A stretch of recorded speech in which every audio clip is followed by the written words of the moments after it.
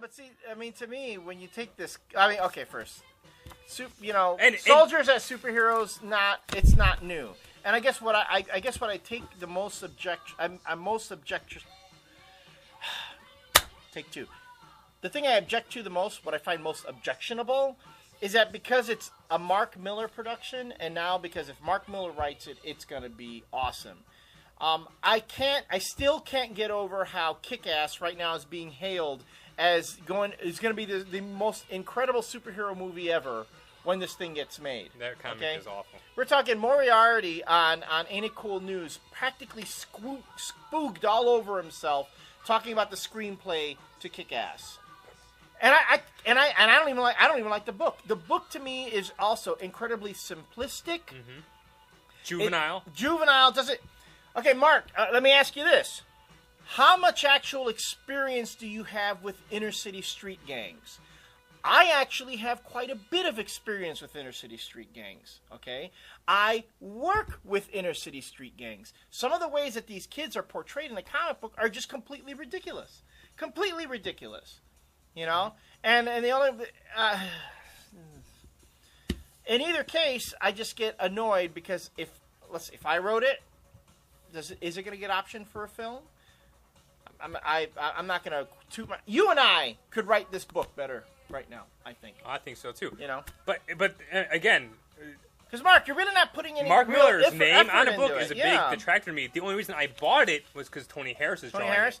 No, and that's the only because I like to support Tony Harris no matter what he does. Yeah. I think he's one of the best artists in the industry right now, and that's why I bought this. If someone else drew this and had Mark Millar's name on it, unless I really love that artist too, I would not have bought it. And I'm a big Tony Harris fan. I'm also a Mark Millar fan. I mean, I do like Mark Millar stuff, and his early stuff was really new and groundbreaking and fresh, and I think he's starting to buy into his own hype. I think so. Mark Millar wrote, to me, the best Superman story ever was Red Sun. That book was awesome, and his earlier stuff was good, but everything Civil War, I think Civil War is what did it.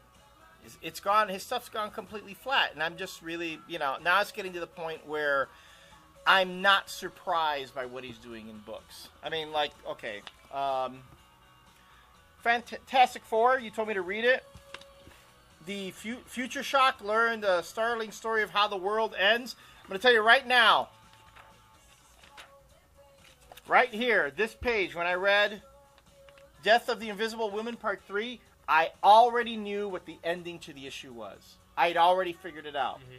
I had an inkling of it earlier, but I thought, nah. He's not going to do that. It's too easy.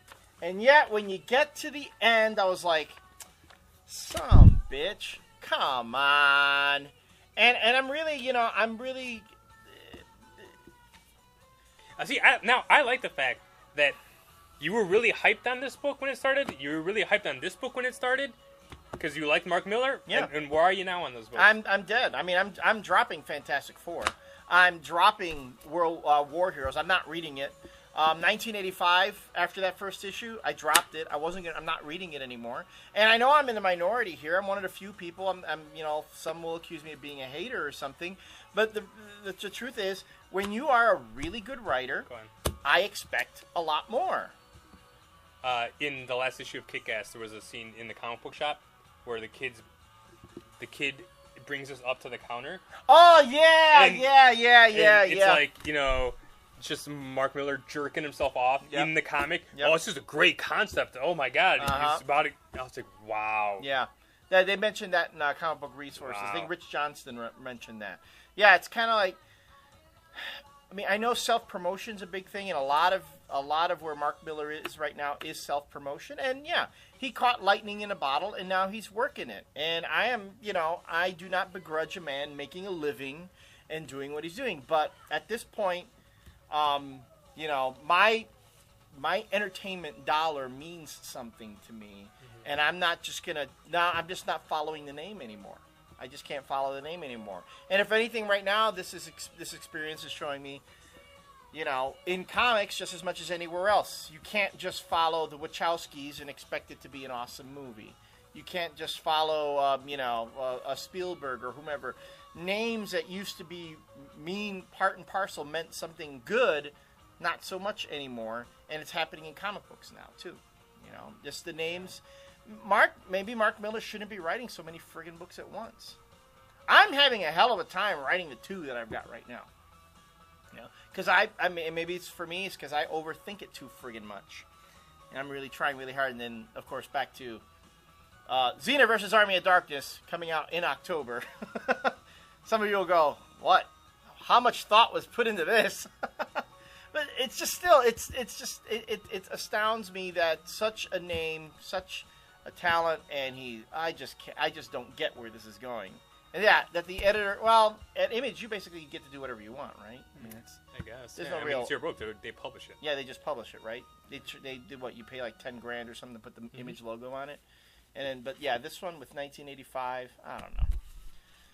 I'm annoyed. So, Mark, I'm sorry.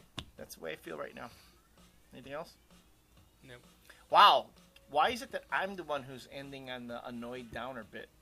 I don't know. Usually it's you. Yeah. Something strange has happened here. Are you? But see, you're just. Are you a scroll? No. See, what you're doing is you're slowly realizing that this stuff sucks. Whereas I've always known that this stuff sucks. So I'm completely ambivalent to what you're talking about right now because I've a long time ago, years ago, I knew that Mark Millar just jumped the shark. Well, I don't know. I think I was realizing that after with Kick-Ass and then 1985, and then War Heroes just offends me right now. So in either case, good times. Hey, Mark, I'm just curious. Just answer this question for me. Have you ever served in the military? If you have, props to you. Have you ever dealt with inner city youth or inner city gangs? Because if you have, props to you, because I don't see it. I just don't see it. I don't see it in this. So, anyway. All right. Should you ask him, too, if he ever traveled back to 1985? Oh, that's right. And have you ever gone through a portal, a rip in reality, to go back into 1985 and try to convince the Marvel heroes? Doesn't that make the Marvel heroes look like a bunch of idiots, though? That all the supervillains in the Marvel universe can go to another reality and they don't even know it? Yeah. And it takes a kid to go into the Marvel universe to say, hey, the reason you guys haven't been fighting supervillains right now is because they're in my reality right now. Reed Richards didn't even notice that? Oh, whatever. And on that defeated note, we're going to end this segment. And actually this series of videos. So thanks for joining us again, as always. We look forward to your comments. And we hope to see you next time, where hopefully I'll be able to have my faith in Mark Millar restored. Think that's going to happen? No. I'm afraid not to. Until next time, thanks for joining us.